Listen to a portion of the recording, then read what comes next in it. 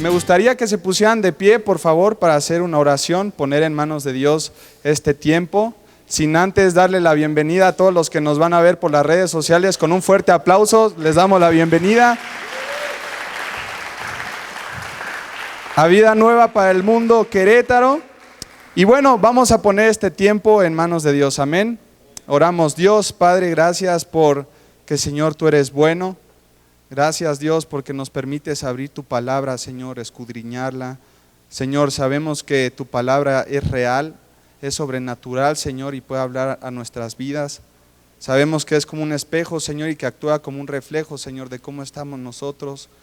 Mi oración en esta mañana es, Señor, que podamos sentirnos identificados, pero aún más desafiados, Señor, a querer conocerte más, Señor, a querer agradarte más, Señor. Que nuestro temor hacia ti también pueda crecer, Dios. Y Padre, que podamos tener en este tiempo los corazones dispuestos, Señor, para recibirla.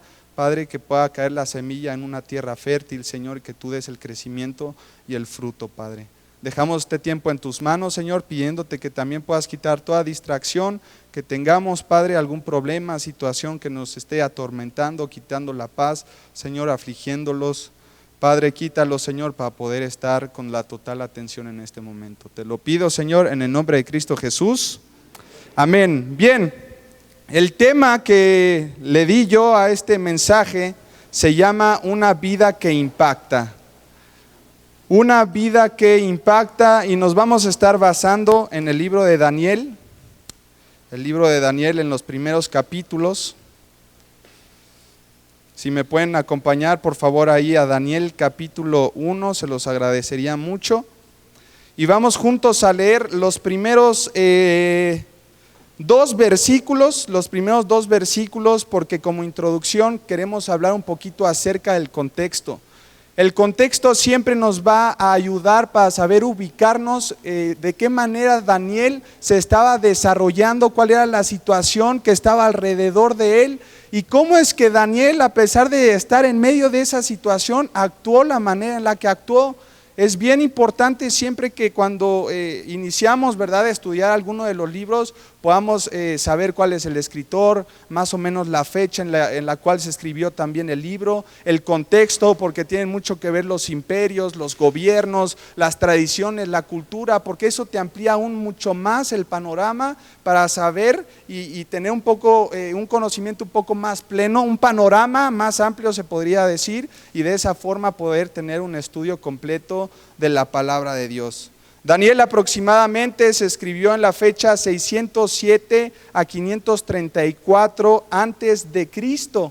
El mensaje central de este libro de Daniel es la soberanía universal de Dios. Y el autor, pues es evidente, es como el nombre del libro lo dice, fue Daniel. Muy bien, perfecto. Bien, vamos a ver el contexto en el cual se estaba desarrollando Daniel, ahí en el versículo 1 y versículo 2, si me acompañan por favor, dice: en el año tercero del reinado de Joacim, rey ¿de dónde? De Judá, vino Nabucodonosor, rey de Babilonia, a Jerusalén y la sitió. ¿Qué hizo el rey Nabucodonosor? La sitió.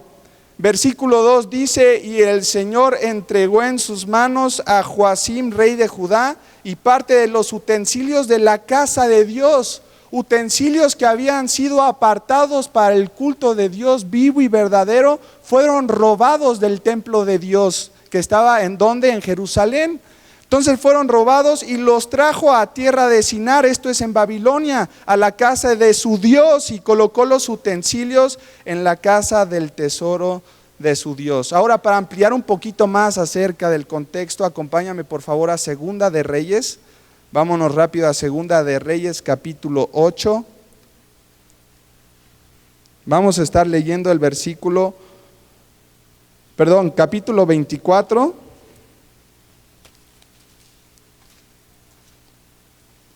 Segunda de Reyes, ¿lo tienen ahí? Capítulo 24, del versículo 8 al 17. 24 del 8 al 17, ¿lo tiene? Bien, dice así: De 18 años de edad era Joaquín cuando comenzó a reinar en Judá.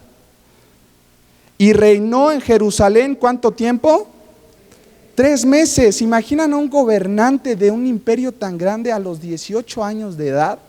Dice que llevaba 3 meses gobernando. El nombre de su madre fue Neusta, hija de Elnatán de Jerusalén. Pero esta persona, Joaquín, dice que hizo lo malo ante los ojos de Jehová, conforme a todas las cosas que había hecho su padre. ¿Su padre quién era? Su padre era Joacim. Y Joacim se caracteriza por ser un gobernante malo y sobre todo, ¿cómo se podría decir? Sanguinario. A través de los años que él tuvo como gobernante, se puede decir que lo que más pudo caracterizar su gobierno es el derramamiento de sangre inocente. El derramamiento de sangre inocente. Entonces Joaquín, todo esto se lo aprendió, se podría decir, a su padre. Y entonces también Joaquín empezó a adoptar la manera en la que su padre también gobernaba. Tanto que nos dice aquí la palabra de Dios que hizo lo malo ante los ojos de Jehová, ahí en el versículo 9, conforme a todas las cosas que había hecho su padre. En aquel tiempo dice que subieron contra Jerusalén los siervos de Nabucodonosor, rey de Babilonia, y la ciudad dice que fue sitiada. Vino también Nabucodonosor, rey de Babilonia, contra la ciudad cuando sus siervos la tenían sitiada. Entonces salió Joaquín, el rey joven, se podría decir, rey de Judá, al rey de Babilonia. Él y su madre, sus siervos, sus príncipes, sus oficiales, y lo prendió el rey de Babilonia en el 8º año de su reinado.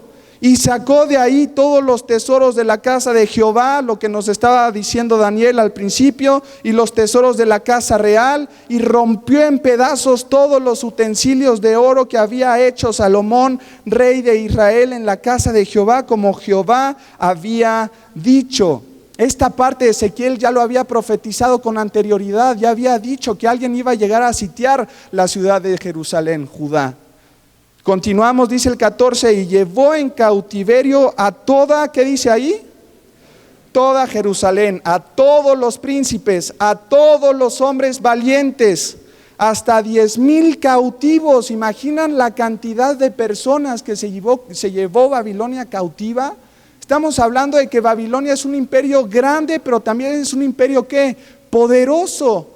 Tanto que se llevaron a 10,000 personas, pero venían también príncipes, hombres valientes, generales de guerra. Y dice después, y a todos los artesanos y herreros, no quedó absolutamente nadie excepto los pobres del pueblo de la tierra. Versículo 15, asimismo llevó cautivos a Babilonia a Joaquín, a la madre del rey, a las mujeres del rey, a sus oficiales y a los poderosos de la tierra. Cautivos los llevó de Jerusalén, ¿a dónde? A Babilonia. ¿Vamos bien hasta ahora? ¿Me van siguiendo? Perfecto. Versículo 16, a todos los hombres de guerra, que fueron 7,000. Imagínense poder dominar a 7,000 soldados. 7,000 soldados, y a los artesanos y herreros, que fueron 1,000, ya todos valientes para hacer la guerra, llevó cautivos el rey de Babilonia. Y el rey de Babilonia puso por rey en tu lugar de Joaquín a Matanías, dice su tío, y le cambió el nombre por el de Sedequías. Volvemos a Daniel otra vez, acompáñenos. Ya tenemos un poco el panorama, se podría decir, más amplio, pero ahora nos interesa seguir con el estudio de Daniel. Entonces vimos que el rey Nabucodonosor, con Babilonia, un imperio grande, fuerte, llegó a Jerusalén, sitió a Judea, sacó los utensilios, los tesoros, acabó con todo, se podría decir, lo dejó en ruinas, y se llevó en cautiverio miles y miles de personas. Ahora, en ese cautiverio se encontraban 4 muchachos, que en Daniel capítulo 1, versículo 4 nos los va a decir. Versículo 3, desde el 3 vamos. Y dijo el rey a Aspenaz, jefe de sus eunucos, que trajese de los hijos de Israel, del linaje ¿qué? Real de los príncipes. Es decir, estos 4 hombres pertenecían a la familia real de David. Entonces el rey manda a decir esto, dice jefe de sus eunucos, que trajese a los hijos de Israel del linaje real de los príncipes. muchachos en quienes no hubiese, ¿cuál es la primera característica? Tacha alguna, diga conmigo, tacha alguna. Fuerte, tacha alguna. Que nos escuchen en la otra iglesia, tacha alguna. Perfecto. Muchachos en quienes no hubiese tacha alguna. Fíjate nada más qué gran característica. Algo que sigue diciendo, que tengan buen parecer, como nosotros, todos los que estamos acá. Todos nosotros somos intachables, somos de buen parecer también, amén. No escuché ni un amén. Enseñados en toda sabiduría, amén. Solo una creyó, amén o no. Amén, dice, enseñados en toda sabiduría, sabios en ciencia, chale, de buen entendimiento e idóneos para estar en el palacio del rey. Vamos a hacer, a mí me gusta mucho hacer a mí las enseñanzas un poco más dinámicas, y esto también nos ayuda para estar despiertos y demás. Entonces les voy a dar otra oportunidad para que lo digan con ganas. Crean que están hablando de ustedes mismos, ¿ok? Díganlo con ganas. Bien. Muchachos en quienes no hubiese tacha alguna, de buen parecer, enseñados en toda sabiduría, sabios en ciencia y de buen entendimiento, idóneos para estar en el palacio del rey. Y dice, y que les enseñase las letras y la lengua de los caldeos. Lo hicieron mucho mejor. Un aplauso para ustedes. Lo hicieron muy bien. Pero ¿por qué estamos viendo acerca del contexto y por qué nos estamos profundizando más en lo que estaba pasando en Babilonia y todo esto de la cautividad? ¿Y por qué el tema de una vida que impacta? Yo creo que Daniel nunca se imaginó que la manera en la que actuó hace miles de años atrás iba a seguir impactando vidas hasta el día de hoy. No sé si se ha dado cuenta, pero el contexto del cual estábamos hablando dentro de Babilonia es un contexto que también se parece al contexto en el cual nosotros vivimos. ¿De qué forma? Babilonia era un pueblo, por ejemplo, pagano. Ustedes podrían decir que México también se caracteriza por ser pagano, ¿sí o no? Pagano. Babilonia era idólatra. ¿México lo es? Idólatra. El pecado se hacía de forma deliberada. ¿Podemos encontrar esto también en nuestro contexto? No había moralidad en las calles. ¿Lo encontramos en nuestro México o no? Gobiernos como el de Nabucodonosor, que son demasiado, ¿cómo se podría decir?, dominantes. Y a veces como creyentes, escuchen bien, como creyentes hemos permitido que la situación en la cual nos desarrollamos, como creyentes hemos permitido que el contexto muchas veces defina nuestra manera de vivir. Tanto en que como creyentes se nos hace bien difícil poder impactar la vida de otra persona. Porque muchas veces también por medio de la tradición y la cultura que hemos traído de años atrás de nuestros ancestros y familiares, nos han enseñado que la forma de poder salir adelante, impactar personas y hacer las cosas es por medio de tus propias fuerzas. Tienes que ser responsable, tienes que alcanzar las metas, tienes que hacer mucho dinero, y se podría decir que el éxito del mundo, el mundo, como la manera en la que ve el éxito es por medio de una persona que tiene ¿qué? Prosperidad, se podría decir. Aquella persona que está bien posicionado, aquella persona que está en un trabajo muy bueno o en una empresa muy reconocida. Aquellas personas son las que decimos que son exitosos o que están influenciando, impactando de alguna manera el mundo. Aquellos pensadores y filosóficos que ponen en duda todas las cosas y que con su corriente logran influenciar a masas y masas y masas de personas y jóvenes. Y todo el contexto en el cual nosotros vivimos apunta a que ese es el verdadero impacto en nuestra sociedad. Pero déjame decirte que cuando nosotros estamos hablando de impactar la vida de personas, no vamos a poder lograrlo, no vamos a poder lograr impactar la vida de una persona por nuestros propios méritos. Jamás. Nunca vamos a poder impactar la vida de una persona de manera profunda por nuestras habilidades. Nunca vamos a poder impactar a una persona de manera profunda, a lo mejor con nuestra propia elocuencia o con nuestros talentos. Sí se puede a lo mejor dejar una semilla y te van a recordar mucho tiempo, pero si quieres de verdad soñar con tener un verdadero impacto en la vida de las personas, debes de entender que solo se puede lograr con la ayuda de Dios. No hay otra forma, hermano y hermana que me escuchas. Y nosotros fuimos llamados como creyentes a impactar la vida del mundo. Segunda de Corintios, si me puede acompañar por favor, Segunda de Corintios 5:20. Segunda de Corintios 5:20, por favor. Fíjese nada más lo que dice. Aquí está el llamado para los creyentes. Dice, así que somos ¿qué? Embajadores. Dice, somos embajadores en nombre de Cristo, como si Dios rogase por medio de nosotros. Como si Dios estuviera rogando por medio de tu vida que se logre una reconciliación. Dice el siguiente versículo, en el versículo 21, 5:21, rogamos en nombre de Cristo.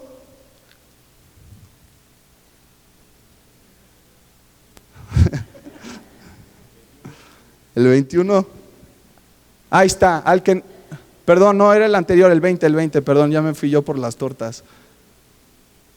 Así que somos embajadores en nombre de Cristo, como si Dios rogase por medio de nosotros, o rogamos el nombre de Cristo. Hasta ahí quedamos, hermanos. El llamado que nosotros tenemos como creyentes es el ser ¿qué? Embajadores. Es decir, el ser representantes. Y no estamos hablando acerca de ser representantes de un país, de Estados Unidos, de México, de Argentina, sino que cada uno de nosotros tenemos la tarea de representar a Dios aquí en la tierra, de que con nuestra vida podamos impactar la vida de los demás, demostrando a Cristo con todo lo que hacemos, para que las personas vean que hay algo diferente, que acudan a ti cuando te estén en necesidad, a lo mejor cuando estén pasando por problemas, que acudan a ti porque tú eres un embajador de Dios. ¿Tú sabes lo que significa ser un representante de Dios? Ser un representante de Dios significa que si nosotros nos adueñáramos de esta responsabilidad, entonces impactaríamos la vida de cientos y cientos de personas. Y entonces me dices, David, ¿de qué manera entonces podemos impactar la vida de la sociedad en un mundo caído, en un mundo corrompido, en donde el gobierno también a veces no está a nuestro favor, donde vemos que todo está mal, hay inmoralidad? David, a veces el contexto sí es verdad, a mí me determina y determina mi estilo de vivir. ¿Qué es lo que podemos hacer? Bueno, les quiero proponer en esta mañana poder estudiar 3 ejemplos o 3 medios por los cuales cada uno de nosotros podemos impactar la vida de los demás. ¿Les gustaría aprenderlos o no? Sí. Amén. Una vida que impacta a través de la integridad. Es el primer punto. Una vida que impacte a través de la integridad. Vamos a leer del versículo 4, del versículo 6 en adelante. Bueno, no, desde el 5. Versículo 5 de Daniel, capítulo 1, Daniel 1:5, ¿lo tiene? Dice así Daniel 1:5, y le señaló el rey ración para cada día, de la provisión de la comida ¿de quién? Del rey mismo, y del vino que el rey también bebía. Después dice, y que los criase 3 años para que al fin de ellos se presentasen delante del rey. Entre estos estaban Daniel, que es un nombre, se podría decir hebreo, que después fue cambiado su nombre a un nombre babilónico, que es Belsasar. Entre estos también estaba Ananías, que es Sadrac, Misael, que es Mesac, y Azarías, que es Abed-Negó de los hijos de Judá. Los 4 muchachos que tenían nuestras características. Dice aquí, entre estos estaban Daniel, Ananías, Misael y Azarías de los hijos de Judá. El versículo 7, a estos el jefe de los eunucos puso nombres, puso a Daniel Belsasar, a Ananías Sadrac, a Misael Mesac y a Azarías Abed-Negó. Y en el versículo 8 dice, y Daniel propuso en su corazón propuso en su corazón no contaminarse con la porción de la comida del rey, ni con el vino que él bebía. Pidió por tanto al jefe de los eunucos que no se le obligase ¿a qué?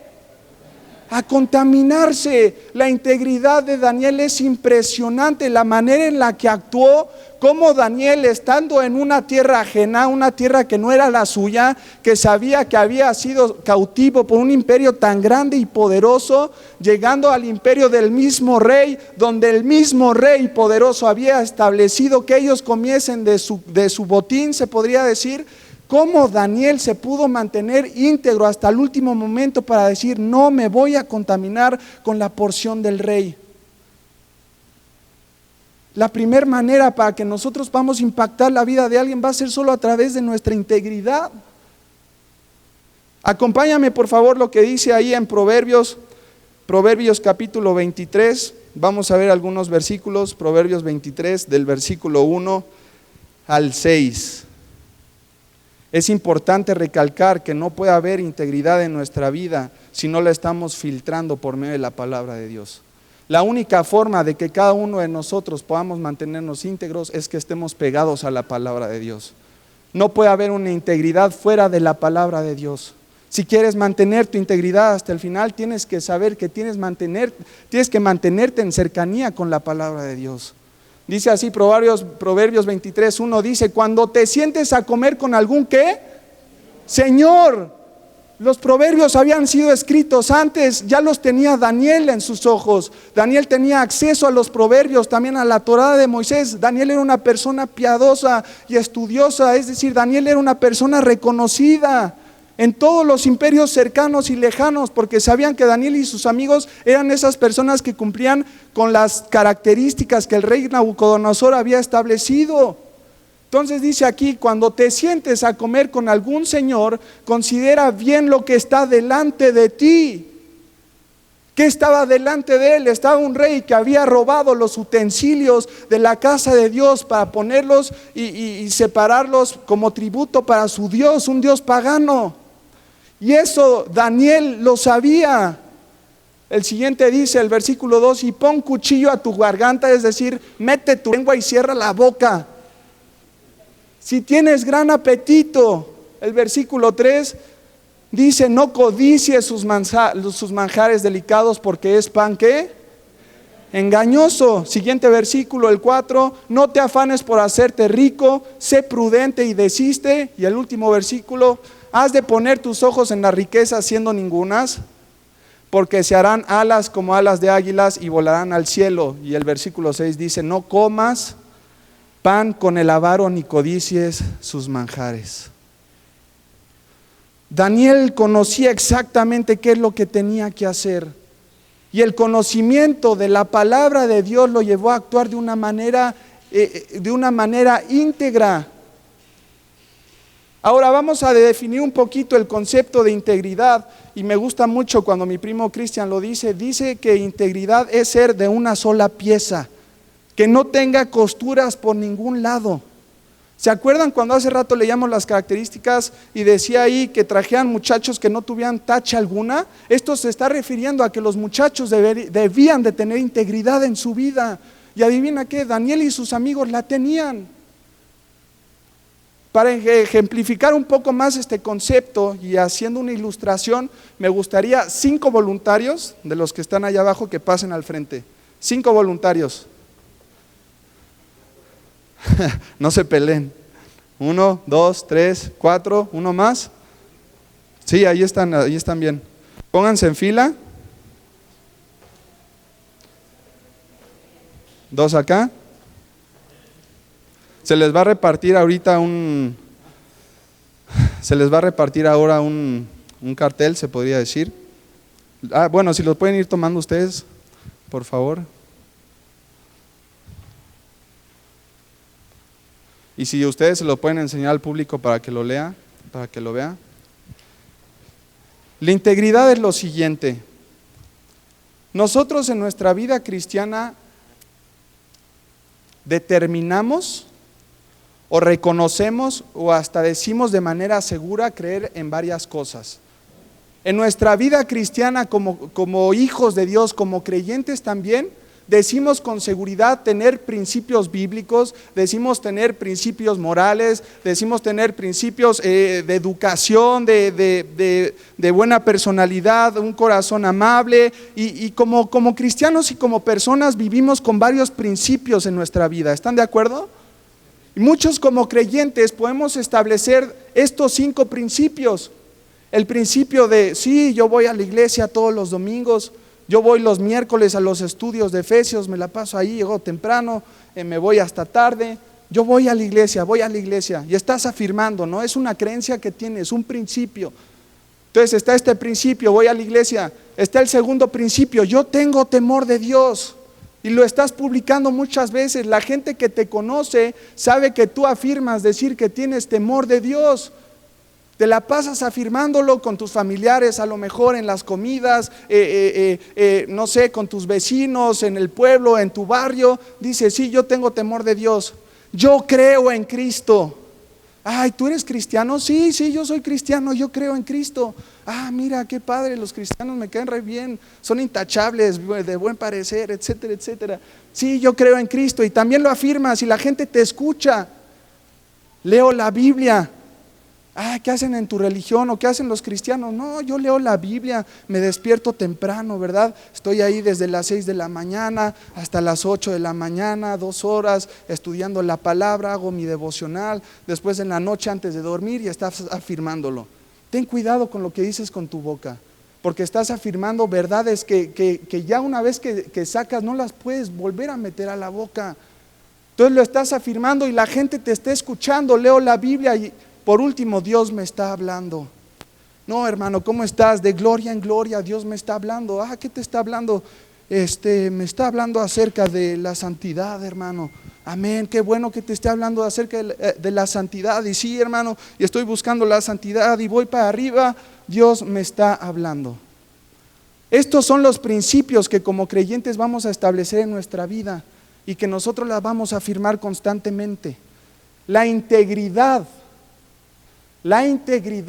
es la base de todas tus creencias y principios que tienes como cristiano. ¿A qué voy con esto? La integridad te va a hacer actuar de manera congruente con todo lo que afirmas creer. Una persona que no tiene integridad y no acciona, no se porta y no hace conforme a lo que él afirma creer, entonces todas sus creencias, ¿sabes qué pasa?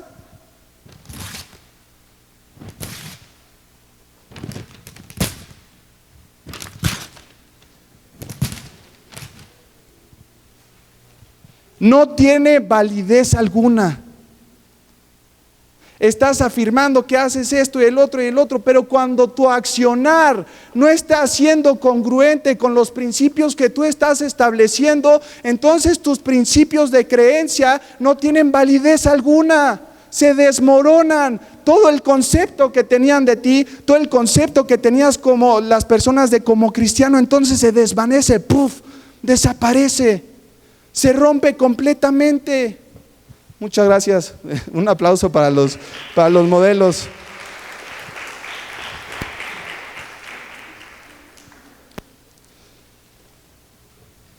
Vean bien lo que dice esta frase, me encanta.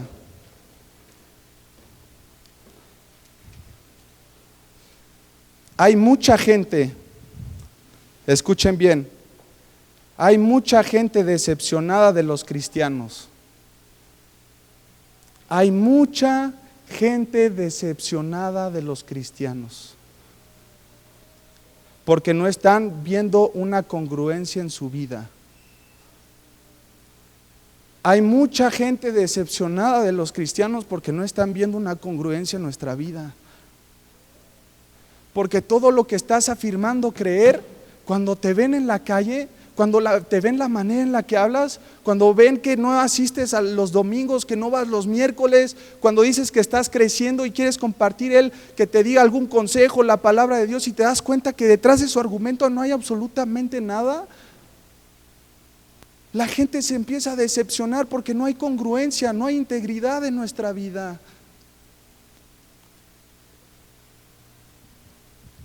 Y te pregunto yo, ¿dónde está nuestra integridad como creyentes? ¿Dónde quedó que nuestro actuar sea de la manera en la que nosotros afirmamos vivir?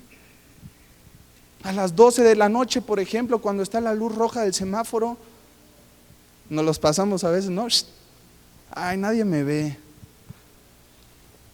Cuando nos encontramos un celular en el piso, en el cine, ay, nadie me ve, me lo guardo, me voy. Lo más importante de la integridad es que siempre sea respetada delante de Dios. Un Dios vivo y verdadero que es omnipresente y que todo lo ve y lo conoce. Cuando tu integridad está enfocada en la persona que es Dios y en sus atributos, entonces tu respuesta es inmediata hacia todos los demás. No tienes que poner caretas,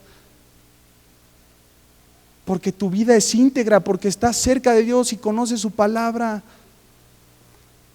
Lo más impresionante de Daniel en este momento es que había propuesto no contaminarse, pero ahí dice una palabra, dice con la porción de la comida del rey. Cuando dice porción, entonces está hablando de un pequeño trozo, de una cantidad chiquita. O sea, Daniel no solamente decidió no contaminarse con todo el buffet y el vino que le estaban proponiendo. Daniel dijo, ni siquiera un solo chícharo me voy a comer de esa mesa. Porque las cosas pequeñas en nuestra vida determinan grandes cosas también en nuestra vida cristiana. Pero muchas veces pensamos que hay decisiones que no importan. Ay, ¿esto qué me va a hacer? Ay, ¿esto qué consecuencia me puede traer? Es algo chiquito, una mentirita pequeña.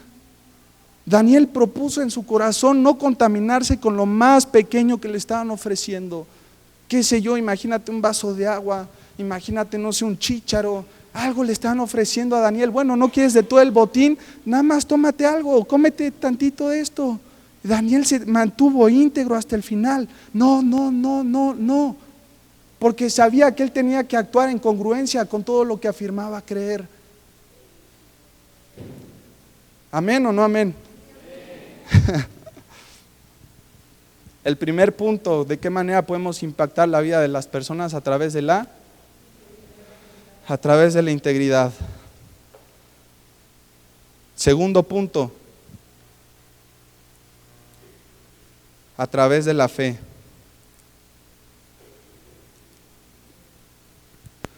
Vamos a leer ahí del versículo 9 en adelante. Versículo 9 dice, y puso Dios a Daniel en gracia. ¿Puso Dios a Daniel en qué?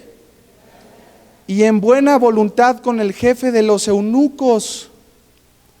Fíjate el versículo 10 dice, y dijo el jefe de los eunucos a Daniel, temo a mi señor el rey.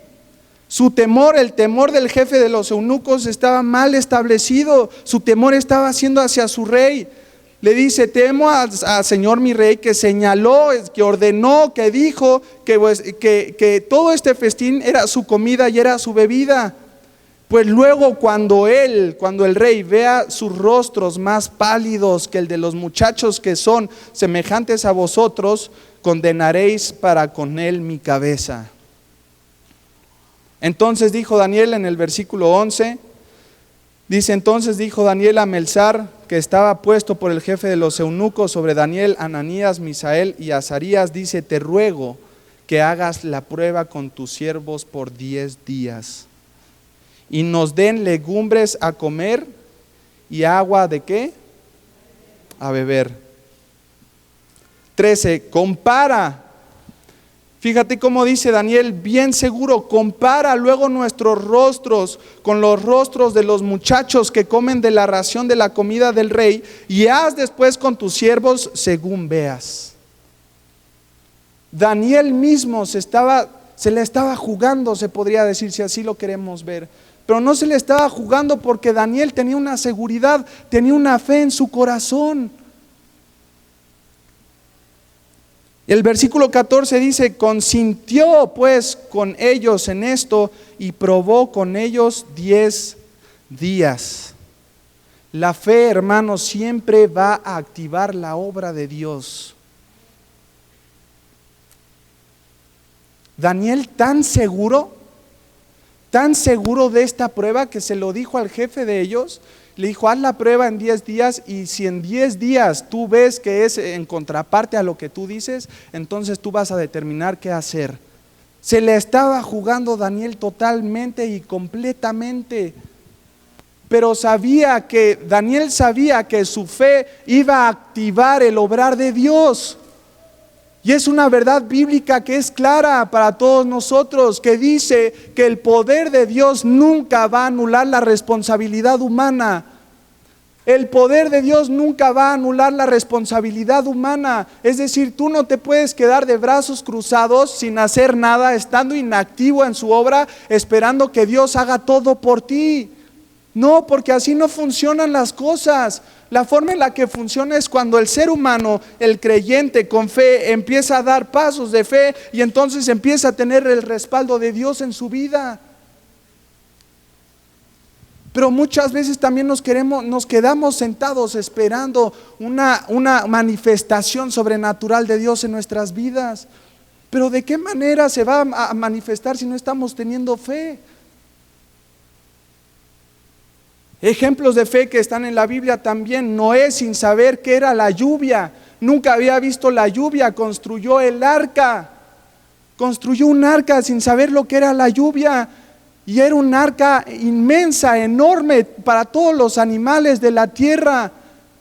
Y entonces cuando Noé empieza a tener fe y empieza a construir esa barca, entonces también los animales empiezan a llegar a él, porque la responsabilidad humana va junto con el trabajo, el poder de Dios. Pero necesitas tener fe en tu vida. Moisés delante del Mar Rojo, cuando estaba con todo el pueblo, ¿verdad? Después del Éxodo, estaban en Egipto todo el pueblo. Dios determina a Moisés como el libertador de ellos. Llega con el faraón, le dice una tras otra vez. El faraón mismo dice que endurecía su corazón y decía que no iba a liberar a su pueblo, no iba a liberar a su pueblo. Entonces Moisés empezó a ver el poder de Dios sobrenatural, las plagas descender desde el cielo, ranas, piojos, langostas, las tinieblas que mataron a los primogénitos. Vio todo y más aún vio cómo Dios protegía a su pueblo de todo eso, los apartaba y toda la plaga que llegaba para Israel no los tocaba. Mientras Moisés iba actuando con fe, iba dando esos pasos de fe, Dios iba mostrando también su gloria.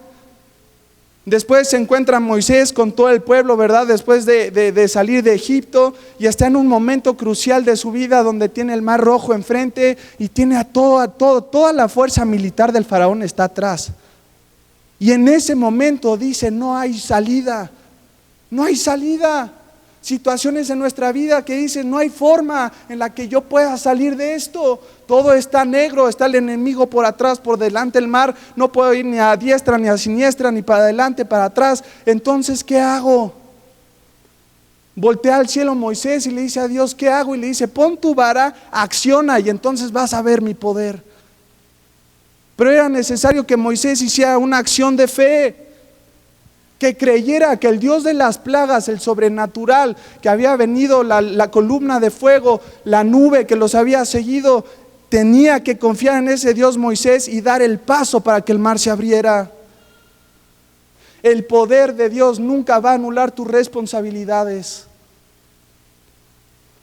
Los sacerdotes en Jueces, cuando tenían que mojarse los pies llevando el arca para cruzar el Jordán, ¿se acuerdan de esa historia?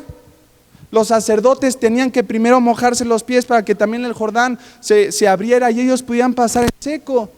Cuando Josué mismo está enfrente de Jericó, una ciudad amurallada, y Jehová le dice: dale 7 vueltas cantando y alabándome. Si yo, hermano, fuera un estratega militar, yo no tengo conocimientos militares y nada de eso, no sé lo que es ser un soldado, no hice mi servicio militar tampoco, o sea, estoy mal yo en ese tema. Pero si a mí, que yo no tengo conocimientos militares, me dijeran que dándole vueltas a un edificio de esa manera voy a ganar la batalla, perdóname, pero para mí sería demasiado ilógico. No sé para usted, pero dando vueltas, tocando la trompeta y alabando y gritando, Y las armas, Señor, que traemos y las espadas, ¿qué hay con crear una estrategia, entrar por la puerta de atrás cuando estén de noche dormidos? No, Dios le marcaba cuál era la acción que ellos debían de hacer, pero Dios no mostraba su gloria sobrenatural hasta que Dios empezara también a ser responsable y empezara a dar pasos de fe. Y Josué dijo, bueno, pues vamos a hacerlo, lideró a todo su pueblo, empezaron a dar vueltas durante 7 días, el 7º día dieron otros 7, gritaron y cantaron y las murallas se cayeron. Esther, en el libro de Esther, cuando ella siendo judía haya gracia delante de los ojos del rey, ella sabía que ella no se podía presentar delante del rey si ella no era invitada. ¿Sí me voy explicando? Una persona en ese tiempo no se podía presentar delante del rey si el rey no la requería, pero si la persona se presentaba delante del rey sin ser requerida, entonces la tenían que matar, porque estaba ¿cómo se dice?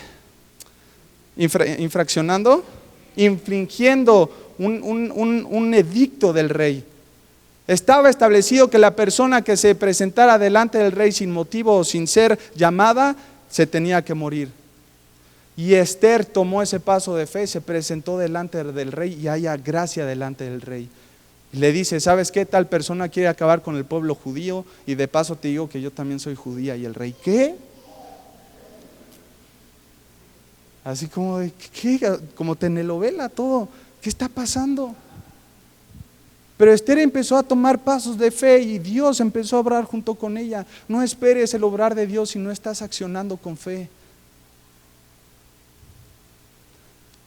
Nehemías siendo copero del rey, hay tantos ejemplos. Nehemías siendo copero del rey, siente una carga en su corazón de saber que su pueblo y sus murallas estaban caídas, y siendo él copero se lamenta, le pide a Dios de qué forma puedo ayudar. No solamente tuvo el permiso del rey, no solamente fue por el camino, ¿verdad? Con escolta, se le abrió todo el camino, con cartas, con ayuda, con todo el material que él necesitaba para reconstruir los muros, sino que Nehemías, cuando llega al pueblo y ve toda la construcción caída, Nehemías era copero. Nehemías no era ni arquitecto, no era ni ingeniero, no era absolutamente nada. Nehemías era un copero. Nehemías era esa persona que cuando llegaba la copa al rey, la tenía que probar para decir, a ver, esperemos 10 segundos, 1, 2, 3, 4, 5, 6, 7, 8, sigue vivo, ya le pasamos la copa al rey. Entonces el rey se lo podía comer su comida, beber su vino, porque sabían que no estaba envenenado. Ese era el trabajo de Nehemías, pero Nehemías vio una necesidad, actuó con fe y Dios le dio todas las capacidades arquitectónicas, estrategas, también militares, para poder llevar a cabo la reconstrucción. ¿Me van siguiendo? Creo que algunos ya están así. El último ejemplo, David contra Goliat. Semejante gigantón que a todo el pueblo judío lo había paralizado con el miedo que tenían. Vieron a Goliat y dijeron, el que gane a Goliat, si es que me ganan, nosotros servimos para su rey, pero si gana a Goliat, nosotros servimos a su rey. No, pues vieron semejante gigantón, fortachón, y dijeron él, y los paralizó el miedo. David, que ni siquiera tenía tampoco idea que era un músico, que tocaba el arpa, el más chico de su familia, que llega en ese momento y ve a Goliat y lo menos que siente es miedo, siente coraje porque sabe quién es su Dios y de qué manera podía actuar en su vida. Sabía que si él tiene fe, Dios iba a estar con él. ¿Me voy explicando? Y por eso estos grandes personajes de la historia nos dan un claro ejemplo, cómo la fe puede empezar a impactar también personas. ¿Por qué crees que se habla tanto de David? ¿Por qué crees que se habla tanto de Josué? ¿Por qué se habla tanto de Esther, de Moisés? ¿Por qué se habla tanto de Noé? Porque fueron personas que tuvieron fe y su fe nos siguen impactando hoy en día.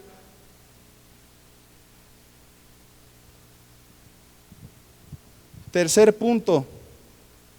Primer punto, ¿cuál fue? Por medio de la integridad. Segundo punto, por medio de la. Tercer punto, por medio de la convicción. Acompáñame por favor ahí en el capítulo 3. Daniel capítulo 3.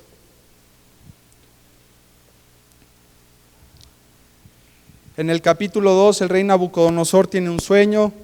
En este sueño hay una estatua, una imagen donde pide que los sabiondos, se podría decir los eruditos, los hechiceros, le pudieran revelar el sueño a Nabucodonosor. Ninguno pudo hacerlo más que Daniel. Daniel, otra vez demostrando su fe, dijo: yo sí lo puedo hacer porque confío en mi Dios que me lo va a revelar. Entonces Daniel en el capítulo 2 nos sigue mostrando su fe, y después nos encontramos con el capítulo 3, un ejemplo de convicción a través de la integridad, a través de la fe y a través de la convicción. Acompáñame ahí en el 3, capítulo 3, versículo 1.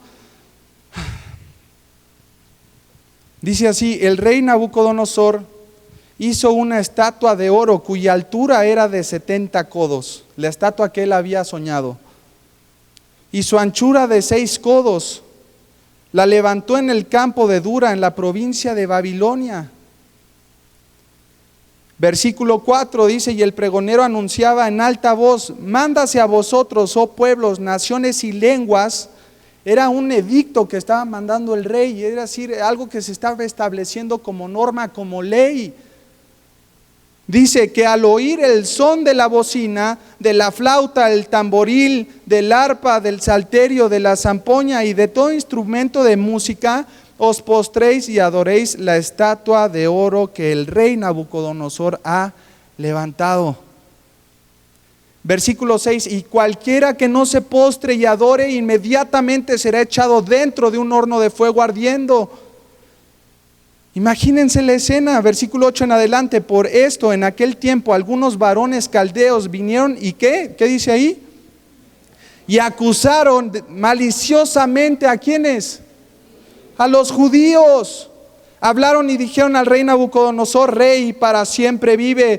Tú, oh rey, has dado una ley que todo hombre al oír el son de la bocina, de la flauta, del tamboril, del arpa, del salterio, de la zampoña y de todo instrumento de música, que se postre y adore la estatua de oro. Y el que no se postre y adore iba a ser echado adentro de un horno de fuego ardiendo.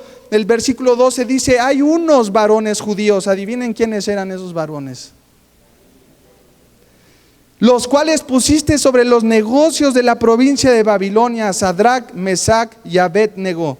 Estos varones, oh rey, no te han respetado, no adoran tus dioses, ni adoran la estatua de oro que has levantado.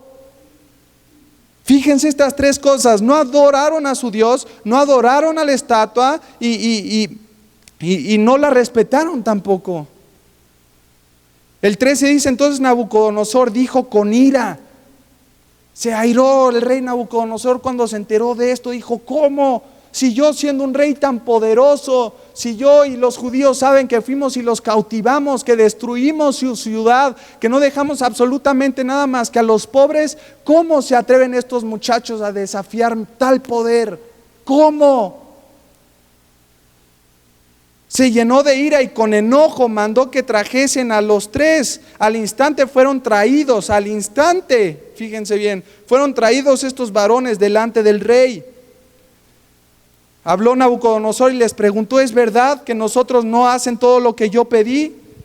Versículo 15 dice: ahora pues están dispuestos para que al oír el son de la bocina, de la flauta, del tamboril, del arpa, del salterio, de la zampoña y de todo instrumento de música, te postres y adores la estatua que he hecho.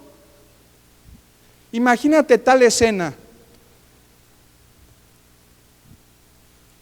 Están los tres amigos, no estaban respetando, no le estaban dando adoración a sus dioses y tampoco al rey, cuando el rey no los veía. Tú dices fácil, ¿no? Pues cualquiera, cuando no te ve, uno puede estar firme en sus convicciones porque no están en peligro, se podría decir. Los tomaron y dijeron: a ver si es cierto. Los pusieron delante del rey mismo, ese rey poderoso y ese rey que no tenía misericordia. Los ponen delante de ese rey y les dice: a ver, les voy a dar una segunda oportunidad. Vamos a tocar otra vez todos los instrumentos y vamos a ver si ustedes se postran y adoren. Y el rey estaba ahí enfrente de ellos, enfrente de ellos. Estos amigos habían visto la maldad con la cual fueron cautivos, hermano. Habían visto delante de ellos la muerte de miles de personas. Gracias. Miles de personas enfrente de sus ojos morir, viendo que no tenían piedad alguno. Los babilónicos eran de temer. ¿Me van siguiendo? Eran de temer porque no tenían, ¿cómo se dice? Piedad. Los pone enfrente del rey y dice: porque si no la adoras, en la misma hora serás echado en medio de un horno de fuego ardiendo. ¿Y qué Dios será que los libre de mis manos? Versículo 15, vean qué tremendo la última pregunta del rey Nabucodonosor. ¿Y qué Dios será aquel que os libre de mis manos? El objetivo de impactar la vida de las personas no va a ser por medio de nuestros propios méritos. Dijimos en un principio, el objetivo de impactar la vida de personas es para demostrar la grandeza de Dios y de esa forma darle la gloria a Él. Dice: ¿quién va a ser? ¿Qué Dios los va a librar de esto? Versículo 16, responden ellos al rey Nabucodonosor: no es necesario que te respondamos acerca de este asunto. Tú bien sabes lo que vamos a hacer. He aquí nuestro Dios a quien servimos. En el versículo 17, he aquí nuestro Dios a quien servimos puede librarnos del horno de fuego ardiendo, y de tu mano, oh rey, nos librará. Yo me pongo a leer esto y digo: qué tremendo. ¿Por qué es importante saber el contexto? Porque sabe la maldad que tiene el imperio babilónico. Y que hayan respondido ellos en frente del rey, tú bien sabes lo que vamos a hacer. Ahora lo impresionante es lo siguiente. Esta palabra puede, que está ahí, he aquí nuestro Dios a quien servimos, puede, dice puede, es decir, tiene el poder para librarnos del horno de fuego. Ellos sabían que Dios tenía el poder para librarnos del horno de fuego, pero no sabían si era la voluntad de Dios hacerlo o no. Se los voy a decir otra vez. Sabían ellos que Dios tenía el poder para hacerlo, para librarlos, mas no sabían si librarlos del fuego, del horno, era la voluntad de Dios. Ellos actuaron sin saber cuál era la voluntad de Dios para sus vidas. No sé si me van siguiendo. Decían: puede, tiene el poder para hacerlo. Dios tiene el poder para cambiar mi situación. Dios tiene el poder para cambiar todas las cosas. Pero muchas veces condicionamos también nuestro actuar. Hasta que no estoy seguro que voy a obtener esto, entonces sí lo hago. Hasta que no esté seguro que Dios me está mostrando, y hasta que no lo veo físicamente y que me diga que no voy a tener peligro, entonces sí me aviento. No, tú sabes que Dios tiene el poder para hacer todas las cosas, pero no sabes si es su voluntad que las hagas. Pero igual, si es su voluntad o no, ellos de todas formas se metieron al horno de fuego. Y a veces también como cristianos es necesario que actuemos de esa forma, convencidos que Dios es poderoso para hacer todas las cosas. Dios puede, pero no sabemos si sea su voluntad. Ejemplo de Abraham con su hijo Isaac en Hebreos 11, versículos del 17 al 19. Si me ayudas, Gonzalo, por favor. Hebreos 11, 17 dice: por la fe Abraham, cuando fue probado, ofreció a Isaac. Y él que había recibido las promesas ofrecía a su unigénito. Siguiente versículo dice así: habiéndose dicho, en Isaac te será llamada la descendencia. Dios le había dado el hijo de la promesa, lo tenía enfrente de sus ojos. Imagínate el amor que Abraham tenía en su hijo. Dios se lo había prometido y después Dios se lo pide en sacrificio. Y vean lo que dice el siguiente versículo: pensando que Dios es poderoso para levantar aún de entre los muertos, de donde en sentido figurado también le volvió a recibir. Abraham sabía que Dios tenía el poder de resucitar a su hijo. Igual no tenía la visión completa, no sabía que si lo mataba, si sí lo iba a hacer, pero sabía que él tenía el poder para. ¿Me voy explicando? Si no hubiera habido una voz del cielo que hubiera pagado el sacrificio, Abraham hubiera insertado el cuchillo en Isaac, su hijo, el de la promesa, el que tanto esperó y el que tanto amaba. ¿Por qué? Porque sabía que Dios era poderoso. Tenía unas convicciones fuertísimas y profundas y cimentadas en el Dios vivo y verdadero. Y a veces necesitamos ver para creer. Pero los cristianos, hermano y hermana, no vivimos por vista, sino que vivimos por fe. La certeza de lo que se espera, la convicción de lo que no podemos ver, estar convencido, la convicción de lo que no podemos ver. Y esa convicción va a ser la que te va a hacer accionar, irte hacia adelante, el pedirle a Dios que no sabes si es su voluntad, pero Padre, yo sé que delante de tus ojos es lo correcto. Si es lo correcto, esto te va a respaldar, hermano. Y te hago estas 3 preguntas. ¿Hasta qué momento estás manteniendo tu integridad?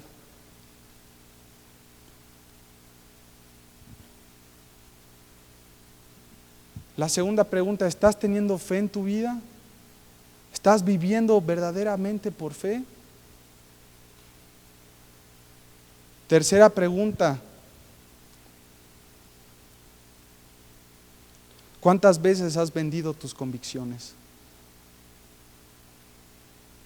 ¿Cuántas veces has llegado hasta ese punto de tener toda la presión sobre de ti? Como si estuvieras enfrente del rey Nabucodonosor, que decidiste sustituir tu convicción por otra cosa.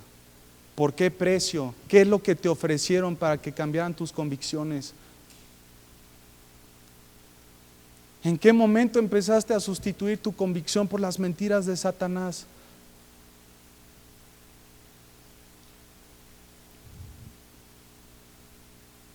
Tus convicciones fuertes demuestran a un Dios grande, vivo y verdadero. Pero si vives una vida sin convicciones, no esperes que la gente se siente interesado por querer conocer a tu Dios. Tus convicciones fuertes demuestran a un Dios grande, vivo y verdadero. Si vives sin convicciones, no esperes que la gente despierte un interés por querer conocer a tu Dios. Porque estás viviendo sin convicciones. Las convicciones en tu vida van a despertar el interés de querer conocer ese Dios. De que diga la gente, no sé qué es lo que tiene Alejandro, no sé lo que tiene María, no sé lo que tiene Cecilia, Sofía, Axel, Brandon, Raúl, Rafael, no sé lo que tienen, pero tienen algo diferente y están tan convencidos que yo quiero probar tantito de eso. Y de esa manera se empieza a lograr el verdadero impacto. Yo te pregunto, ¿te gustaría de verdad impactar la vida de una persona? Si es así, alza tu mano. Te quiero dejar con este último versículo. Ahí mismo en Daniel capítulo 11, versículo 32.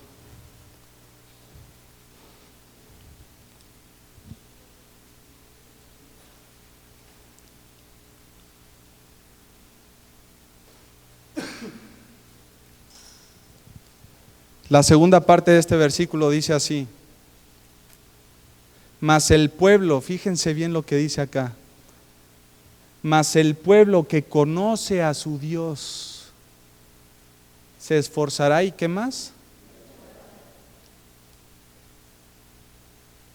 Mas el pueblo que conoce a su Dios se esforzará y actuará. Se esforzará y actuará. La persona que se ha preocupado por conocer a Dios se esfuerza y actúa. La iglesia, escuchen bien, se está quedando muy inactiva porque no está interesada en conocer realmente a su Dios. La iglesia se está quedando inactiva porque no se ha preocupado por conocer a Dios. Mi deseo en esta mañana, hermano y hermana, mi oración con este mensaje, de verdad se los digo, es que desde hoy tú te empieces a desafiar a querer impactar la vida de las personas a través de tu integridad, a través también, ¿cuál era la segunda? A través de tu fe, y la tercera, a través de tus convicciones. Pero nada de esto lo vas a poder lograr si no conoces a tu Dios. Porque si no lo conoces, entonces vas a estar inactivo. Vas a querer ser íntegro, pero no lo vas a poder lograr, vas a estar inactivo porque no estás conociendo al Dios vivo y verdadero, al Dios de la Biblia. Y Dios es el más preocupado para que tú lo conozcas. Si te cuento rápido en 3 minutos cuál fue mi testimonio, cómo Dios mi vida transformó, y sin ganas de adular ni echar rosas ni nada, pero cuando Estefano llegó de Argentina a Toluca, de hacer su primer año en el instituto bíblico, cuando yo lo miré y vi que Estefano mantenía su integridad, que era una persona convencida de lo que hablaba, cuando se expresaba de Dios lo hacía con una firmeza, con unos ojos que le apasionaban hablar de Dios, estaba convencido, su fe creció tanto que yo cuando eso lo vi en Estefano, yo dije, wow, yo quiero eso también en mi vida. Yo quiero impactar personas en la manera en la que lo ha hecho Estefano, porque demostraba siempre la gloria de Dios. Y en ese momento Estefano desafió mi vida, ¿verdad? Bueno, Dios a través de él lo utilizó para yo querer también ir al instituto, y yo decía, no, el cambio está en Argentina. Cuando llegue al instituto me van a cambiar, como pensando que los maestros me iban a transformar, y después cuando regrese en un año voy a llegar igual que Fano. Sí, hermanos, Dios, amén. Rompiendo cabezas, Cuando llegué allá me di cuenta que la verdadera transformación está por medio del conocimiento de Dios. ¿Cuánto tiempo estás dedicando en tu día para conocer al Dios vivo y verdadero? Vamos a cerrar los ojos.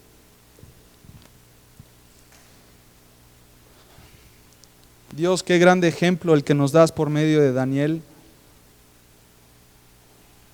Gracias, Señor, por la vida de estos grandes hombres que decidieron actuar de forma correcta, Señor. Padre, hasta el último momento ellos mantuvieron su integridad. Dios, cada uno de ellos actuó de manera congruente con lo que establecían o afirmaban creer. Dios, gracias por la fe de Daniel también y de sus amigos, Dios, que nos demuestran, Padre, que tú tienes el poder de hacer todas las cosas, Señor. Pero perdóname porque muchas veces te he pedido pruebas para creer, Dios. Y así no es la manera en la que yo tengo que vivir. Ayúdame a vivir una vida confiado en que tú harás, Señor, y que yo tengo que accionar sea o no sea tu voluntad, Dios. Padre, en tercer lugar, ayúdame a estar cimentado en mis convicciones, Padre, y que mis convicciones siempre salgan de tu palabra, Señor. Ayúdame a poder impactar la vida de las personas, Señor, pero no por lo que yo pueda hacer, sino para mostrar tu gloria, Dios, para mostrar tu grandeza, Dios, para mostrar a Cristo con todo lo que haga. Perdóname si no lo he hecho en mi trabajo, si he hablado con groserías, si no he sido congruente, Dios. Quiero ser íntegro, Padre. Ayúdame, Señor. Y Padre, quiero conocerte más, Dios. Quiero conocerte más, Dios. Quiero conocerte más, Padre. Abrir tu palabra porque sea un deseo, no una obligación. Saber que separado de ti no puedo hacer nada, Dios. Y a lo mejor tú ahí desde tu lugar no conoces a Dios. Has oído hablar de Dios. Tú dices, creo en Dios también. Pero déjame te digo que el único camino al Padre es por medio de Jesucristo, quien es donde Dios descargó toda su ira y su justicia en la cruz del Calvario.